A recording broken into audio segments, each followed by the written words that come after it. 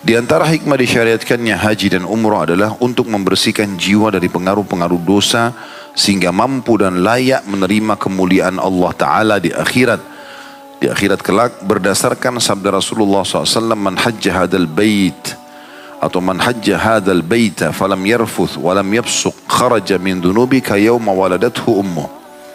Orang yang melaksanakan haji ke Baitullah lalu dia tidak bersenggama dan tidak, sebenarnya makna rafath ini adalah mengucapkan kalimat syahwat ya, dan tidak berbuat kefasikan atau kejahatan, maka dia keluar bebas dari dosa-dosanya, bersih atau bersih seperti pada hari dia dilahirkan oleh ibunya. Hadis ini riwayat Bukhari nomor 1819 dan Imam Muslim nomor 1350. Tentu hikmah ini banyak sekali ditulis oleh para ulama ya.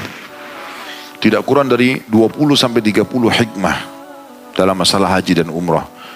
Saya akan coba sebutkan apa yang saya terlintas. Yang pertama sekali adalah agar semua orang beriman melihat secara langsung Baitullah atau Ka'bah. Karena memang pada saat awal diperintahkan haji oleh Allah Subhanahu wa taala melalui nabinya Ibrahim alaihissalam, maka perintah Allah kepada Ibrahim, panggillah manusia untuk mengerjakan haji. Sampai Ibrahim alaihissalam berkata kepada Jibril, "Wa ma yablughu sauti?"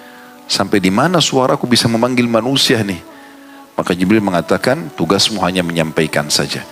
Ibrahim AS pergi ke salah satu gunung tertinggi di Arafah.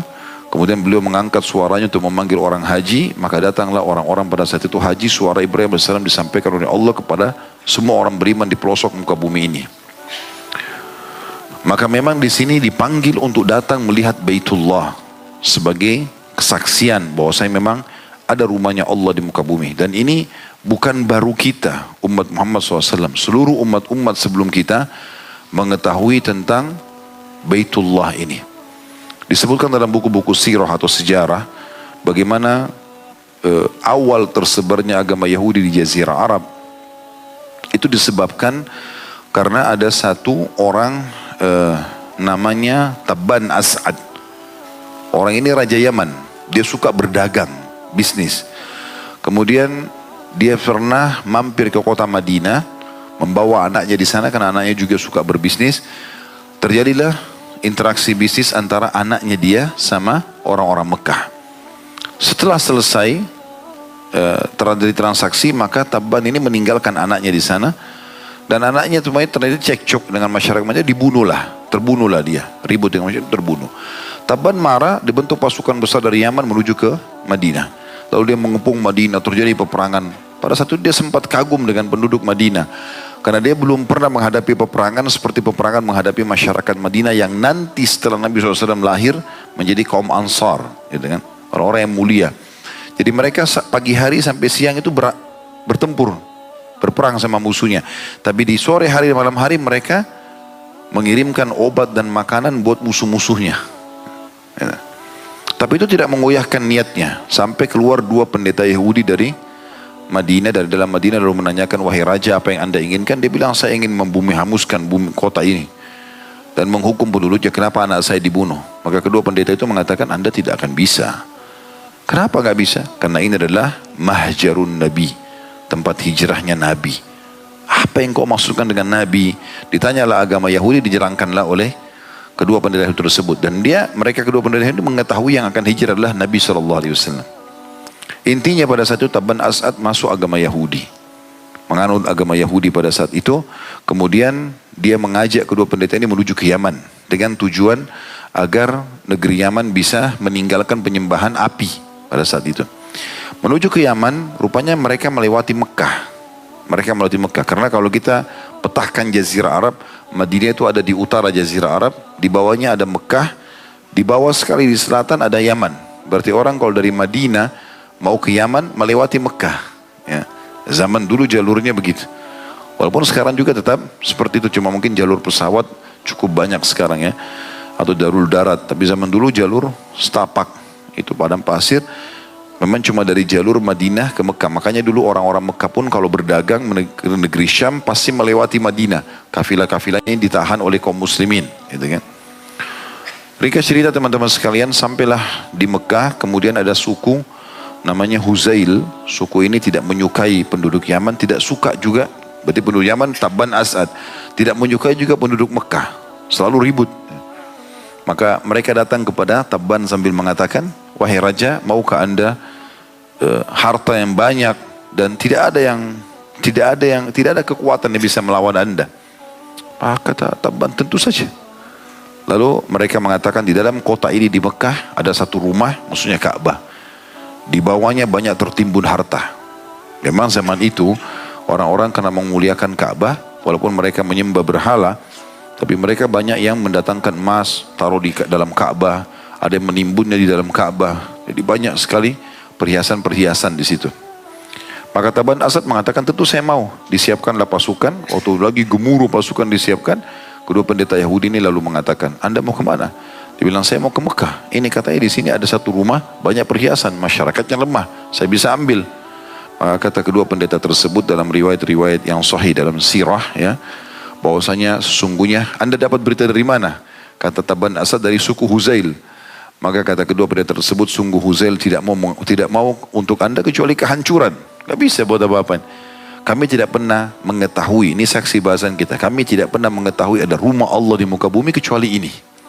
Jadi kedua pendeta Yahudi ini memberikan kesaksian tentang Ka'bah rumahnya Allah. Jadi bukan cuma kita sekarang. Memang rumah ini sudah dikenal dari zaman dulu, gitu. Bukan baru sekarang. Dan ini sebuah kesaksian yang pasti mereka tahu. Maka Tabban Asad bertanya, lalu apa saran kalian? Kata kedua pendeta tersebut, tawaflah di situ. Lalu kata Tabban Asad, kalian kenapa tidak ikut? Kalian juga ikut kepada saya. Kata mereka berdua, kami adalah pendeta, kami tidak mungkin tawaf di situ sementara ada berhala-berhala. Maka Tabban Asad pun masuk, tawaf. Bila dia tertidur dekat Ka'bah, lalu dia mimpi dia memberikan kiswah atau kainnya Ka'bah. Maka dia pun memberikan kain katun dari Yaman. Kemudian hari kedua dia mimpi dia berikan kain yang lebih baik. Maka dia terus memberikan kain. Maka terjadilah pada saat itu penetapan kiswah Ka'bah sampai hari ini. Karena di zaman Nabi SAW, Nabi tidak mengubah sistem itu, ya. Tapi saksi bahasan kita, Ka'bah ini bukan cuma kita yang tahu. Orang Yahudi tahu, orang Nasrani tahu kalau itu Baitullah. Jadi hikmah yang sangat luar biasa adalah datang melihat Baitullah itu sebuah ibadah tersendiri. Sampai Ibnu Hazm rahimahullah, salah satu ulama dari Spanyol, itu beliau berkata, ini fatwa beliau dalam masalah fikihnya, ya. Beliau mengatakan, kalau orang berada depan Ka'bah, ya, maka yang dianjurkan adalah pada saat dia sholat, dia lihat ke Ka'bah, bukan lihat ke tempat sujudnya.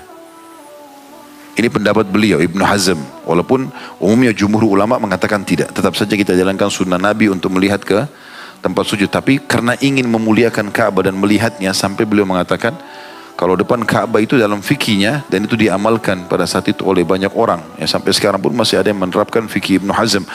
Maka mengatakan melihat Ka'bah. Dan kita disunnahkan oleh Nabi SAW kalau lihat Ka'bah membaca Allahumma antas salam wa minkas salam tabarak ta'ala ya dzal jalali wal ikram. Berarti melihatnya saja sebuah ibadah, membaca sesuatu, ya.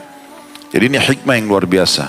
Kemudian hikmah yang lain, yang kedua adalah bergabungnya kita atau mengamalkannya kita atau membuktikan dulu. Yang kedua itu membuktikan dulu bahwasanya memang Ka'bah ini dibangun oleh Nabi Ibrahim alaihissalam. Terbukti ada maqam Ibrahim. Dan Allah mengatakan dalam Al-Quran itu, fihi ayatum bayinatum maqamu Ibrahim. Di dekat Ka'bah itu ada tanda-tanda kebesaran yang nyata, bekas pijakan kaki Ibrahim. Kalau Ka'bah betul yang dibangun ini adalah di Baitullah yang dibangun oleh Ibrahim.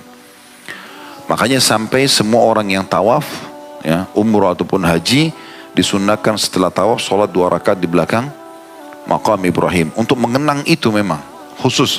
Nabi Ibrahim AS pada saat bangun Ka'bah, beliau setiap kali habis bangun mundur ke belakang untuk memastikan bangunannya sudah rata atau belum. Kemudian juga terbuktinya adanya air yang sangat mulia, Zamzam, yang sudah masyhur.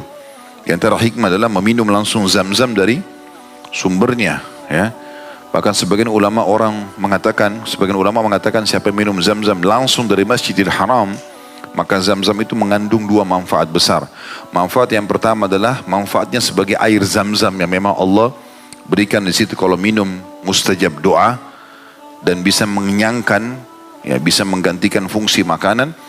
Juga Zam-zam ini setiap saat mendengarkan atau dibacakan ayat-ayat Al-Quran pada saat sholat 5 waktu. Jadi seperti air yang diruqyah. Maka mengkonsumsi langsung dari Masjidil Haram itu berbeda. Punya hikmah-hikmah yang luar biasa. Gitu. Dan kita jadi tahu juga ternyata memang Zam-zam ini sebuah keajaiban. Karena sampai sekarang saya pernah baca sendiri penelitiannya itu. Dan sampai sekarang pemerintah Saudi juga menyebarluaskan. Sumur Zam-zam itu punya keunikan. Setiap hari dikuras banyak sekali. Berapa miliar orang yang minum. Penduduk Mekah saja kalau minum dari satu sumur secara rasional habis sumur itu. Kalau satu kota minum dari satu sumur, jumlahnya jutaan orang habis. Bagaimana dengan seluruh dunia? Tidak berhenti-berhenti orang datang dari seluruh dunia. Jutaan orang. Masjidil Haram sekarang makin diluaskan. Makin banyak orang. Uniknya air Zam-zam itu kalau lagi dikuras diambil. Dia hanya turun sampai titik tertentu saja. Saya pernah lihat sendiri itu. Dipasang di museum di Mekah. Jadi sumur Zam-zam diibaratkan tingginya sekian meter. Saya tidak ingat sekarang.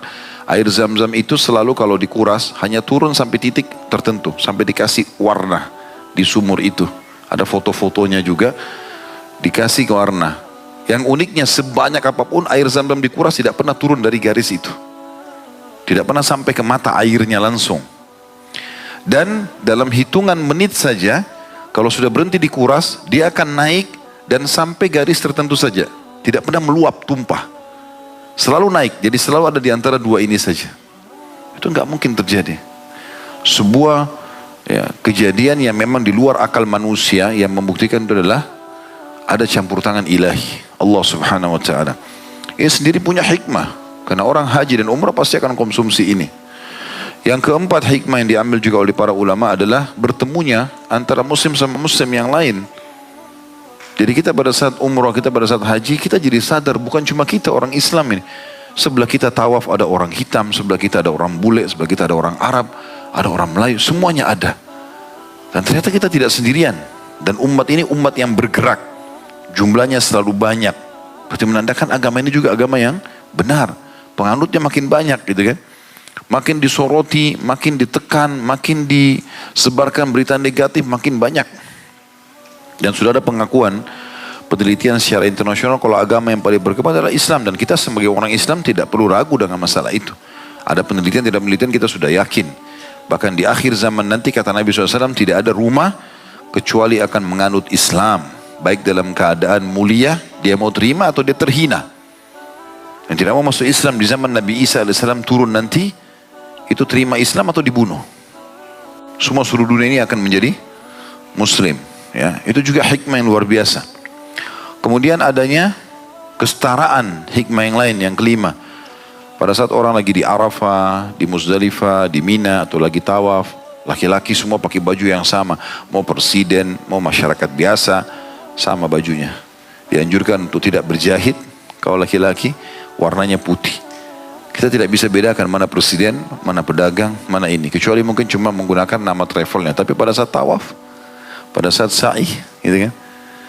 Paling jauh sekarang, kalau ada tamu-tamu kerajaan, itu cuma dijaga oleh polisi tapi tawaf tetap di tempat yang sama, gitu kan. Maka ini menandakan juga ada kesetaraan di mata Allah Subhanahu wa taala, gitu kan. Dan terlalu banyak hikmah yang kita bisa ambil tentunya dari masalah haji dan umrah. Walaupun di sini boleh menyebutkan satu hikmah, di antara hikmahnya adalah pembersihan dosa yang terjadi kalau orang haji dengan syarat tidak melakukan kemaksiatan, ya. Jadi teman-teman kalau pilih travel haji dan umrah ini teliti benar, ya. Jangan asal umrah dan haji. Sayang sekali, saya lihat kadang-kadang pada saat saya balik umrah itu saya temukan orang di pesawat, ya, atau di sana seperti tidak ada sesuatu ruh keimanan yang didapatkan. Karena tetap di sana pacaran, tetap di sana lakukan kemaksiatan, tiba dari umrah membuka aurat lagi dan segala macam hal yang terjadi. Padahal sebenarnya ada tujuan-tujuan utama.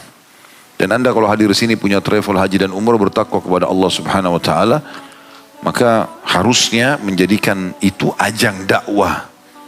Karena orang berangkat haji dan umrah itu jiwanya siap untuk didakwahi. Beda dengan orang kalau tidak sedang berangkat. Dia ingin bertobat, dia ingin, ya, untuk berubah, dia ingin ibadah. Ya, bahkan saya tahu sendiri orang yang pernah ikut umroh bersama kami, ternyata dia masih jarang sholat di Indonesia. Alhamdulillah selama umroh dia sholat, dan Alhamdulillah insya Allah saya berharap setelah dia pulang pun komitmen dia akan menjaga sholat itu. Jadi pada saat itu jiwa sangat siap untuk didakwahi. Harusnya ini ditunggangi dengan baik.